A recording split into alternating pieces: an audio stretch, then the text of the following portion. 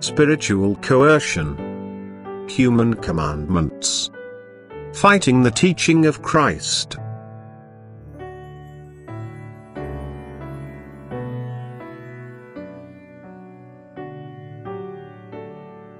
All spiritual coercion has to be condemned because the human being's action resulting from it cannot be valued by God.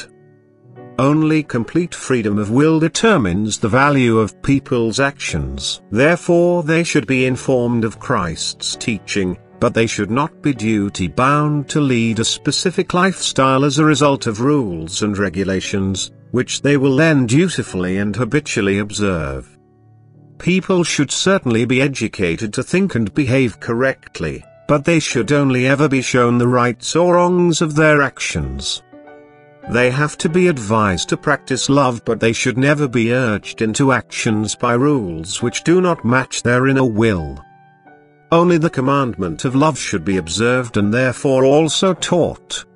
Because anyone who fulfills the commandment of love shapes his heart such that it will want to carry out of its own accord those things which correspond to God's will. However, commandments which oblige a person to conduct his life in a certain way, even though a failure to comply with them does not demonstrate heartlessness towards other people, are not given by God, that is, they are outside of Christ's teaching, because this teaching only preaches love which, however, does not aim to achieve the fulfillment of divine commandments by means of external force. The human being has to be able to shape himself in utmost freedom of will if this transformation of thought is to be of value for eternity. Freedom of will, however, is restricted as soon as a dutiful transformation is demanded. Every good deed which does not arise from the heart, that is, which is not accomplished by the inner urge to carry out an action of love, will only be valued for what it is in reality: an implementation of duty without warmth of heart. And there is great danger that the human being will give too little account to himself about his thoughts and actions because he believes to have done what he was meant to do on earth, and this belief has its foundation in the commandments which people had added to the teaching of Christ. Only the divine teaching of love is to be understood as the teaching of Christ, but never humanly decreed commandments which aim to achieve something else than just true actions of love.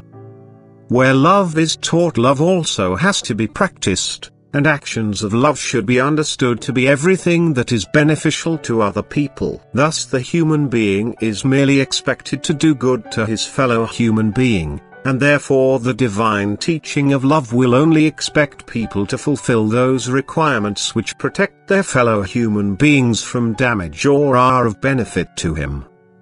When the human being considers the well-being of his fellow human being, he is living within love, because it is urging him to help other people.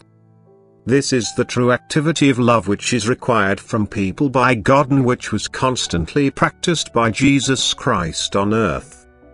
However, if people are demanded to do something, even though failing to comply by no means damages or injures other people, then this is due to humanly decreed laws which should not be confused with the teaching of Christ.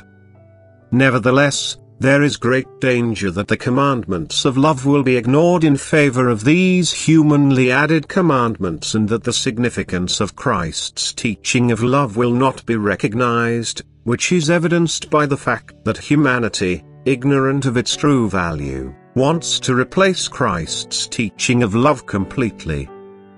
Because it pays more attention to commandments which more or less enslave the human being because they represent spiritual coercion to him. The world takes offense to this and is now attempting to fight against and replace everything, including the pure teaching of Christ, which is only preaching love.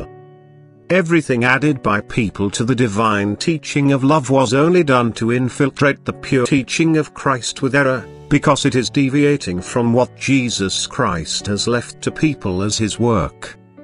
However, only what is of God will remain, but human work will pass away. Amen.